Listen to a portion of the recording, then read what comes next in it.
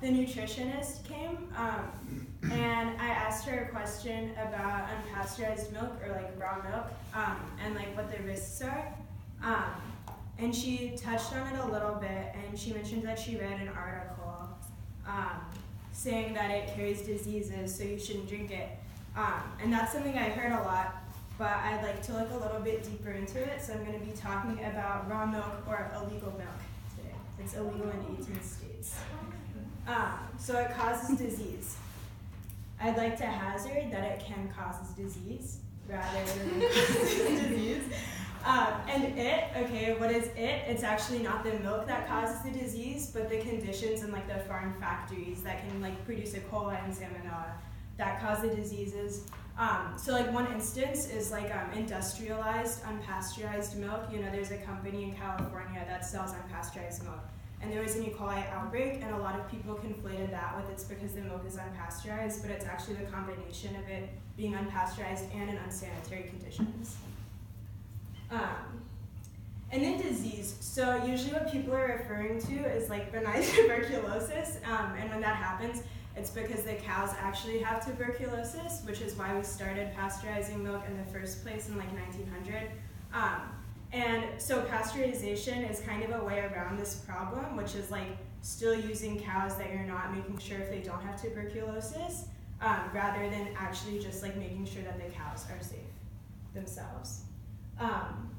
So these graphs are kind of small, but the red is for cheese. So like you've probably had cheese from unpasteurized milk before if you've eaten like feta cheese or like brie cheese, for example. And it's actually, there have been more cases of outbreak for cheese from pasteurized milk than cheese from unpasteurized milk, which is just kind of interesting.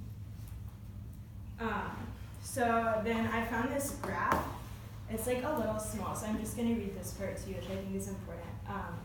Many people who cannot drink pasteurized milk can drink raw milk because of the availability of the lactate enzyme, which helps our body digest lactose milk sugar. So people who are lactose intolerant, a lot of them can drink unpasteurized milk regardless. And there was a study that they did with kids who had asthma, showing that unpasteurized milk actually helps alleviate some of the kids' symptoms. So like the final finding, our results indicate that consumption of farm milk may offer protection against asthma and allergy, a deepened understanding of the relevant protective components of farm milk, and a better insight into the biological mechanisms underlying the association are warranted as a basis for the development of a safe product for prevention. So this means that if we like regulate and make sure to sanitize the conditions that unpasteurized milk is produced in, it could actually be like more beneficial to people, especially if it's coming directly from a farm rather than a factory. So this shows where it's illegal to drink pasteurized or unpasteurized milk. And there are different colors because there's varying degrees of legality. So like an example, like for Virginia, where I'm from, you can't buy unpasteurized milk, but you can buy a share of a cow. So you like technically own like $5 of a cow, and then you get the milk delivered to you. So it's kind of a loophole. But in Pennsylvania, it is legal.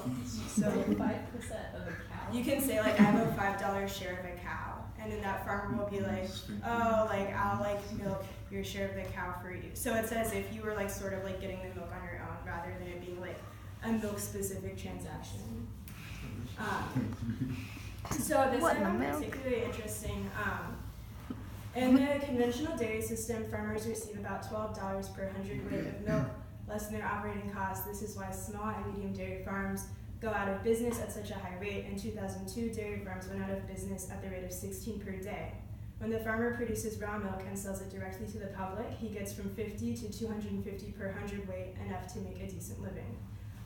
So I also don't really think it's a coincidence that a lot of white rural farmers voted for Donald Trump when a lot of his main endorsers were big dairy.